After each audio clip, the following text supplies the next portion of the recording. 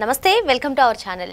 TDP MLA senior leader Somireddy Chandramohan Reddy జగన్కు Google అంటే ఎందుకు కోపమో వివరించిన తీరు ప్రస్తుతం చర్చనీయాంశంగా మారింది. మరి సోమిరెడ్డి చంద్రమోహన్ రెడ్డి ఏం కామెంట్స్ చేశారు తెలుసుకునే ప్రయత్నం చేద్దాం. దీన్ని విశ్లేషించడానికి మనతో పాటుగా ఉన్నారు ప్రముఖ ఆర్థిక రాజకీయ సామాజిక విశ్లేషకులు అప్పసాని రాజేష్ గారు. నమస్తే సార్. నమస్కారం. జగన్మోహన్ రెడ్డి చేసినటువంటి అవినీతి అరాచకాలు అన్నీ కూడా గూగుల్లో ఏ విధంగా సెర్చ్ చేస్తే అన్నీ బయటకు వస్తాయో అని చెప్పి సోమిరెడ్డి చంద్రమోహన్ రెడ్డి గారు ప్రతిదీ ఈచ్ అండ్ ఎవ్రీథింగ్ చెప్పారు సార్. మరి అందుకేనా నిజంగా జగన్మోహన్ రెడ్డికి గూగుల్ అంటే కోపం? మరి అందుకేనా గూగుల్ డేటా సెంటర్ పైన ఈ విధంగా దుష్ప్రచారాలకు తెరదీస్తున్నారు? ఏం చెప్తారు? సోమిరెడ్డి చంద్రమోహన్ రెడ్డి గారి కామెంట్స్ పైన మీ అభిప్రాయం ఏంటి? అదేవిధంగా గూగుల్ డేటా సెంటర్ పైన వస్తున్నటువంటి విమర్శల పైన మీ అభిప్రాయం ఏంటి సార్? అంటే ఇవాళ వైసీపీ పార్టీకి సంబంధించిన సోషల్ మీడియా కార్యకర్తలు ఇవాళ గూగుల్ డేటా సెంటర్ గురించి చేసే విమర్శలు, ఆ విమర్శలను వాళ్ళు పోస్ట్ చేసేది కూడా వాళ్ళ ఆండ్రాయిడ్ ఫోన్స్లోనే. అంటే వాళ్ళు వినియోగించుకుంటున్న పరిజ్ఞానం కూడా గూగుల్దే. అలాగే ఇవాళ సాంకేతికంగా మనం చూసినప్పుడు గూగుల్ని అవాయిడ్ చేసి మనం సాంకేతికత విషయంలో మనం ఏదో గూగుల్ మనం శత్రులు అన్నట్టుగా పోర్ట్రేట్ చేసుకోవాలన్నా సాధ్యం కాదు. అంతగా ఇవాళ సాంకేతికంగా మన జీవితాలతోటి గూగుల్ అనేది పెనవేసుకుపోయింది. మనం ఎక్కడికైనా ప్రయాణం చేయాలి అనగానే గూగుల్ మ్యాప్ పెట్టుకుంటాం. మనం ఏదైనా టైప్ చేయాలి అనుకుంటే ఓకే గూగుల్ అని చెప్పని మనం సలహా అడుగుతాం. ప్రతిదీ మనం ఆండ్రాయిడ్ తోటి మొబైల్స్ తోటి టెక్నాలజీ తోటి మన జీవితాన్ని ముడిపెట్టుకున్న తర్వాత మనం ఏదైనా యూపీఐ పేమెంట్ చేయాలి అన్నా కూడా గూగుల్ పే చేస్తాం, మనం జీపే అంటాం. మనం అంతగా మన లైఫ్తో పెనవేసుకుపోయి ఉంది.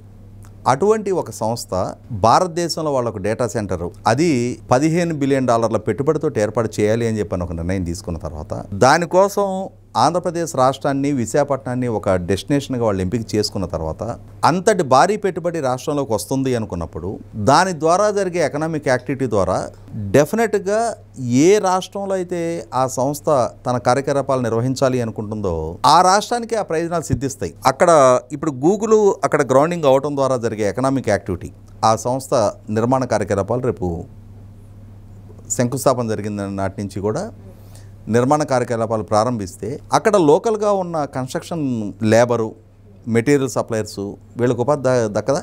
దానికి కావాల్సిన లోపల ఆ డేటా సెంటర్కి కావాల్సిన ఎక్విప్మెంటు, ఫ్యాబ్రికేషన్ లాంటి వర్క్స్ లోకల్గా ఉన్న స్థానికులకు కదా ఉపాధి అవకాశాలు దక్కేది. అంటే ప్రత్యక్షంగా అందులో ఉద్యోగాలు దక్కించుకున్న వాళ్ళతో పాటుగా పరోక్షంగా కూడా చాలామందికి ఉపాధి కల్పన జరుగుతుంది.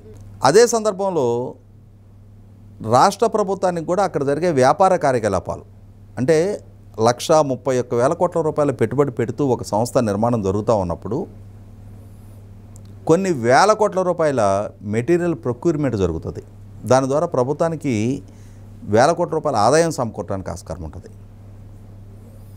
అయినా సరే సహజంగా ఏంటి, ఒక ప్రభుత్వ హయాంలో ఒక సంస్థ గ్రౌండింగ్ అవుతుంది అనుకున్నప్పుడు విశాల దృక్పథంతో ఆలోచించే మిగిలిన రాజకీయ పక్షాలు మన రాష్ట్రానికి ఒక ప్రయోజనం చేకూరుతుంది కదా అని చెప్పని స్వాగతిస్తారు. కానీ జగన్మోహన్ రెడ్డి గారికి నా ప్రత్యర్థి పార్టీ హయాంలో ఈ విధంగా సాకారం అవుతుందా? ఆయన మొదటి నుంచి కూడా చూసాం కదా మనం.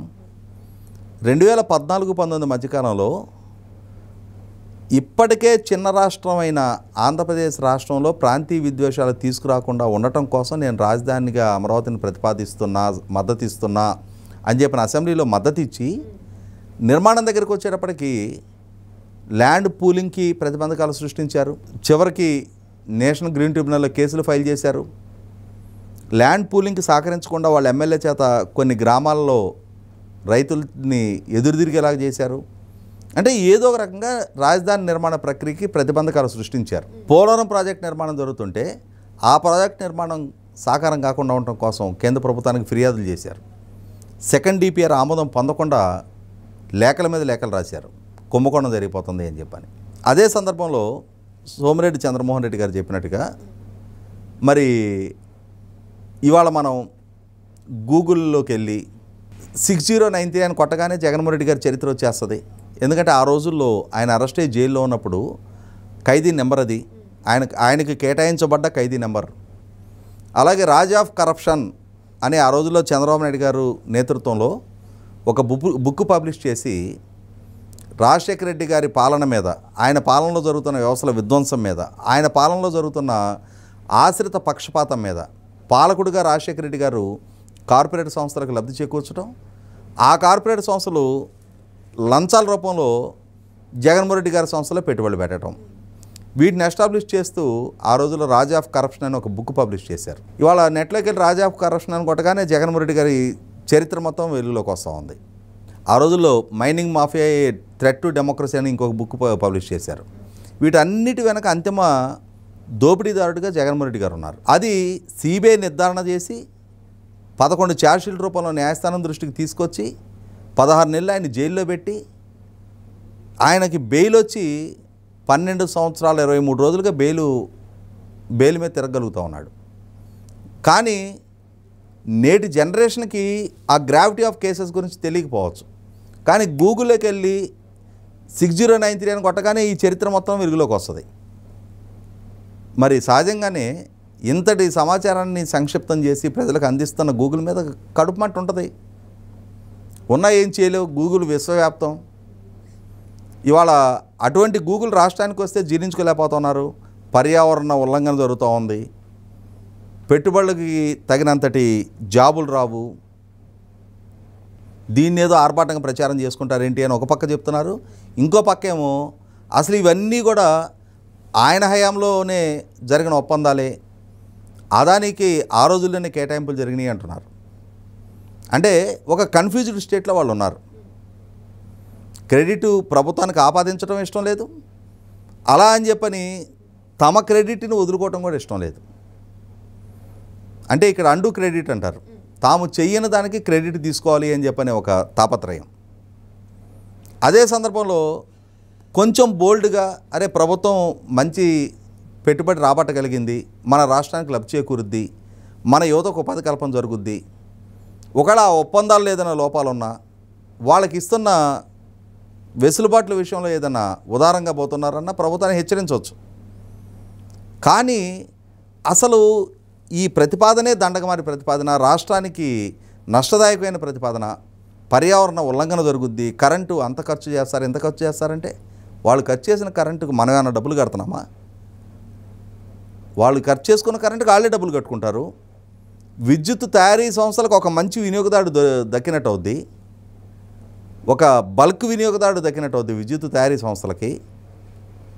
జగన్మోహన్ రెడ్డి గారు కూడా ఒక విద్యుత్ తయారీదారుడే కదా. దానివల్ల పైగా వాళ్లే క్యాప్టివ్ కన్వెన్షనల్ ఎనర్జీ వాళ్ళే తయారు చేసుకుంటారని చెప్తారు, నాన్ కన్వెన్షనల్ ఎనర్జీ వాళ్ళే తయారు చేసుకుంటారంటున్నారు. దానివల్ల మనకు వచ్చే నష్టం ఏం లేదు. మన దగ్గర 100 మందికే ఉద్యోగాలు వస్తాయి అనుకుందాం. ఇవాళ ఉన్న నిరుద్యోగుల్లో ఒక 100 మందికే ఉద్యోగాలు వస్తే వచ్చే నష్టం ఏంటి? ఎంత ఉద్యోగాలు రాబోతాయి అనేది భవిష్యత్తు నిర్ణయిస్తుంది. కానీ జగన్మోహన్ రెడ్డి గారికి ఏంటంటే కడుపు మంట, దొగ్ధ వాళ్ళ శ్రేణులకు కూడా అరే ఎన్డీఏ కూటమి ప్రభుత్వం ఇంత పెట్టుబడి రప్పిస్తుందా, దేశంలో ఉన్న ఇన్ని రాష్ట్రాలను కాదని, ఇది పొరపాటున ఏ తెలంగాణకో తమిళనాడుకు గనక తరలిల్లున్నట్టయితే చంద్రబాబు చేతకంతనం రప్పించలేకపోయాడు అనేవాళ్ళు. ఇవాళ ఆంధ్రప్రదేశ్ రాష్ట్రానికి రావటం వల్ల ఇరుగు పొరుగు రాష్ట్రాలు వాళ్ళు లోపల ఇంటర్నల్గా కొంత ఎంత లేదనుకున్నా జలస్ ఫీల్ అవుతారు, అరే మనం రప్పించుకోలేకపోయామే అని చెప్పని. ఆంధ్రప్రదేశ్ యువత సంతోషం వ్యక్తం చేస్తూ ఉన్నారు, ఆంధ్రప్రదేశ్లో ఉన్న మిగిలిన పౌర సమాజం అందరూ సంతోషం వ్యక్తం చేస్తూ ఉన్నారు. నలుగురు సంతోషంగా ఉంటే చూసి ఓర్చుకోలేని కడుపు మంటతో రగిలిపోయే వైసీపీ పార్టీ జగన్మోహన్ రెడ్డి గారు దాన్ని డైజెస్ట్ చేసుకోవటం ఆయన వల్ల కాటల్లా జీర్ణించుకోలేకపోతున్నాడు. దాంట్లో నుంచి ఆ బాధ, ఆవేదన, ఆక్రోశం, దుగ్ధ, ఆగ్రహం ఎన్ని రకాలుగా చెప్పినా సరే, ఎన్ని పర్యాయ పదాలు వాడినా జగన్మోహన్ రెడ్డి గారిలో ఉన్న సహజ సిద్ధమైన అసూయ, తాను సాధించలేకపోయిన దాన్ని ఇంకొకళ్ళు సాధించితే, తాను కల్పించలేని ఉపాధి అవకాశాలు యువతకి ఇంకొకళ్ళు కల్పిస్తుంటే 2019లో యువతను మభ్యపెట్టి అధికారం దక్కించుకోగలిగా. కానీ పాలకుడుగా ఆ యువత నమ్మకాన్ని కోల్పోయి 2024లో ఘోర ఓటమిని ఎదుర్కొన్నా. ఇప్పుడు ఈ కూటమి ప్రభుత్వం 20 లక్షల ఉద్యోగ కల్పన చేస్తాను అని చెప్పని వాగ్దానం చేసి ఆ దిశగా అడుగులేస్తుంది. ఇక శాశ్వతంగా నాకు అధికారాన్ని దూరం చేస్తారా అనే ఒక ఇన్సెక్యూరిటీలో ఆయన ఉన్నాడు. ఆ ఇన్సెక్యూరిటీలో ఉండే వాళ్ళ సోషల్ మీడియా చేత గూగుల్ మీద, ఇవాళ గూగుల్ మీద చేస్తున్న ఆరోపణలు కాదు, అది ఆయన అభద్రతాభావం మీద ఆయన ఆరోపణలు చేసుకుంటూ ఉన్నాడు. రేపటి రోజున రాజకీయంగా భవిష్యత్తు కనుమరుగవుతుందేమో, ఆంధ్రప్రదేశ్ రాష్ట్ర రాజకీయ ముఖ చిత్రం మీద ఇక ప్రజలు నన్ను మర్చిపోతారేమో, ఇన్ని లక్షల కోట్ల పెట్టుబడులు వీళ్ళు రప్పించగలిగితే తద్వారా ఆ ఎస్టాబ్లిష్ అయిన బ్రాండింగ్ ద్వారా మరిన్ని సంస్థలు మరిన్ని పెట్టుబడులు రావడానికి ఆస్కారం ఉంటుంది. తద్వారా కర్ణాటకకో తమిళనాడుకో తెలంగాణకో వలసెళ్లాల్సిన యువత రాష్ట్రంలో ఉపాధి పొందితే, రాష్ట్రంలోనే సంపద సృష్టికారకమైతే, రాష్ట్రంలోనే మార్కెట్ పొటెన్షియాలిటీ మార్కెట్ ప్రాస్పెక్ట్స్ పెరిగితే, ప్రభుత్వానికి ట్యాక్స్ రెవెన్యూస్ పెరిగితే ప్రభుత్వం ఈ పెరిగిన అదనపు ఆదాయ వనరులని మళ్ళీ అభివృద్ధి మీద సంక్షేమం మీద ఎక్కడ ఖర్చు పెట్టుద్దో అలా పెట్టినప్పుడు శాశ్వతంగా నా రాజకీయపు దారులు మూసుకుపోతాయి అని ఒక భయాందోళనలో ఉన్న జగన్మోహన్ రెడ్డి ఈ విధమైన విమర్శలకి ఆయన శ్రేణులు పాల్పడుతున్నారనేది వాస్తవం. మరో అంశంతో మళ్ళీ కలుద్దాం. Thank you sir.